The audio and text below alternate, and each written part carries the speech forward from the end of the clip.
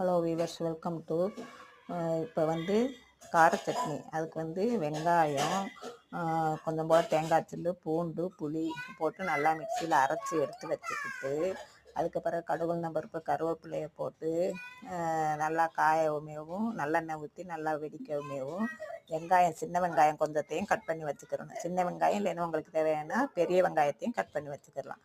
அதையும் போட்டு இது கூட நல்லா வதக்கணும். வதக்கி கொஞ்சம் போல் உப்பு சேர்த்து நல்லா வதக்கும்போது அது வந்து நல்லா வதங்கிடும், பொன்னிறமாக வந்துடும். அதுக்கு பிறகு 2 தக்காளியை வந்து நைஸாக கட் பண்ணி எடுத்துக்கோங்க. அதையும் இது கூட போட்டு நல்லா வதக்குங்க. வதக்கி எண்ணெய் தனியாக பிரிகிற வரைக்கும் வதக்கிட்டு, அதுக்கப்புறம் கொஞ்சம் மிளகாத்தூள் போடணும். உங்களுக்கு காரத்துக்கு ஏற்ற அளவு மிளகாய் பொடி போட்டு, நம்ம ஏற்கனவே அரைச்சி வச்சுருக்கோம்ல அந்த மசாலா, தேங்காய் சில்லு, வெங்காயம், பூண்டு, புளியெல்லாம் போட்டு அரைச்சி வச்சுருக்கோம் இல்லையா, அந்த விழுதையும் இது கூட போடணும். போட்டு நல்லா வதக்கணும். நல்லா வதக்கும்போது இப்படியே அது எண்ணெய் தனியாக அந்த சட்னி கொதித்து காயும்போது நம்மளுக்கு வந்து அது வதங்க நல்லா ருசி கொடுக்கும்.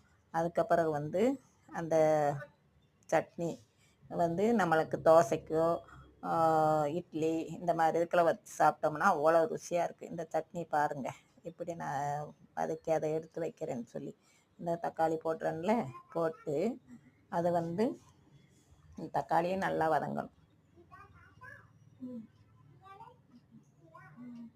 தக்காளி வதங்குது இல்லையா, அந்த நல்லா வதங்கும்போது அந்த அரைச்சி வச்ச விழுதை போட்டுக்கிறேன்ல, போட்டு அதையும் நல்லா கிண்டணும்.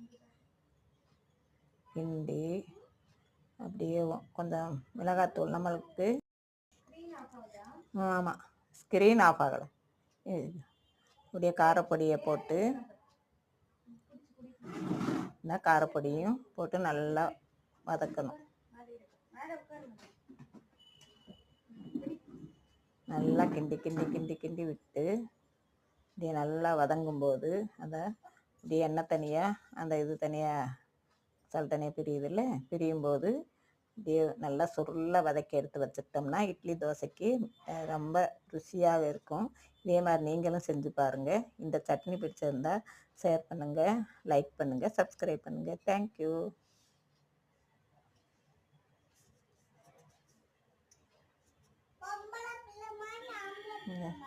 சட்னி